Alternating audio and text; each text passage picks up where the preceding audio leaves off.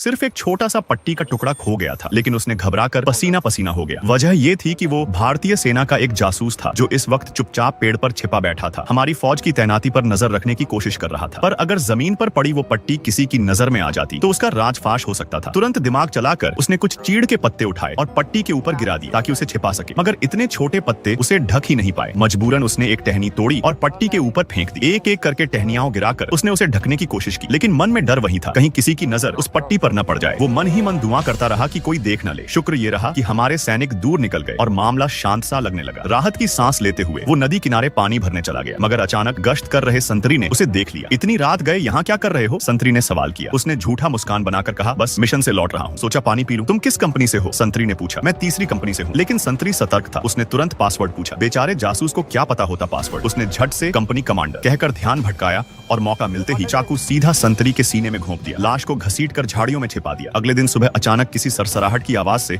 उसकी नींद टूटी। उसे लगा कि उसकी पोल खुल गई। घबराकर इधर उधर देखने लगा। तभी उसने देखा कि एक जहरीला सांप उसकी ओर बढ़ रहा था, लेकिन वो कप्तान विवेक, भारतीय इंटेलिजेंस यूनिट का अधिकारी जिसने कितनी मुसीबतें झेली थी, उसने बिना डरे सांप को गर्दन से दबोच लिया। भूख और प्यास से कमजोर हो चुका था, कई दिन की निगरानी में थक चुका था। उसने सीधा सांप को काट लिया और खा लिया ताकि थोड़ी ताकत मिल सके। अब सारी जानकारी उसके हाथ लग चुकी थी। वो तुरंत कैंप की ओर लौटने लगा रिपोर्ट देने, लेकिन उसने कभी सोचा भी न था कि हमारी फौज के जवानों ने चलते चलते अनजाने में एक पेड़ की टहनी को ठोकर मार दी। वहीं नीचे वो पट्टी दिखाई दे गई। कमांडर अरविंद ने जैसे ही पट्टी देखी तुरंत समझ गए कि मामला गंभीर है, क्योंकि ये पट्टी हमारी फौज की तो थी ही नहीं। इसका मतलब साफ था, दुश्मन हमारे बीच घुस आया है। जांच करने पर पेड़ के तने पर खरोंचें भी दिखी और वहां से हमारी पूरी पोजीशन साफ दिखाई देती थी। कमांडर अरविंद ने अंदाजा लगा लिया कि अगर दुश्मन को हमारी डिफेंस की जानकारी मिल गई तो ये हमारी फौज के लिए घातक साबित होगा। अब हाथ पर हाथ धरकर बैठने का सवाल ही नहीं था। एक ही रास्ता बचा था, पहले हमला करना। हमारे स्काउट्स चुपचाप घास फूस में छिप गए। दुश्मन की हर हरकत पर नजर रखते हुए लड़ाई के लिए पूरी तैयारी कर ली गई। मगर कप्तान विवेक को शक हो गया। उसने देखा कि मोर्चे के चारों ओर झाड़ियां और घास काफी घनी हो गई है। उसका चेहरा उतर गया। उसे समझ आ गया कि अगर कहीं यहीं घात लगाकर दुश्मन बैठा है तो ये सीधा उनके गले पर छुरा साबित होगा। इतना बड़ा खतरा देखकर उसने तुरंत अपनी यूनिट को आदेश दिया कि आसपास की सारी घास काट डालो। ये अचानक का कदम हमारे स्काउट्स को परेशानी में डाल गया। अगर दुश्मन सफाई कर लेता तो हमारे सारे जवान उसकी नजर में आ जाते। स्थिति बिगड़ती देख हमारे जवानों ने बंदूक तान ली, लेकिन तभी कमांडर अरविंद ने उन्हें रोक लिया। उसी वक्त मोर्चे पर मौजूद हमारे अफसर ने हालात भांप लिए और तुरंत आदेश दिया, मशीन गन से घास काट रहे दुश्मन सैनिकों पर फायर खोल दो। हमारे मशीन गनर ने फायरिंग शुरू कर दी, जिससे स्काउट्स को ढकाव मिल गया। दुश्मन पीछे हटने लगा, लेकिन अचानक कुछ और सिपाही निकल आए और टूटी हुई कंटीली तार की बाड़ को ठीक करने लगे। ये देखकर हमारी फौज चकित रह गई, पर अब सोचने का वक्त नहीं था। नियम साफ था, जो दुश्मन सामने आएगा उस पर हमारी मशीन गन बिना रुके बरसने लगेगी।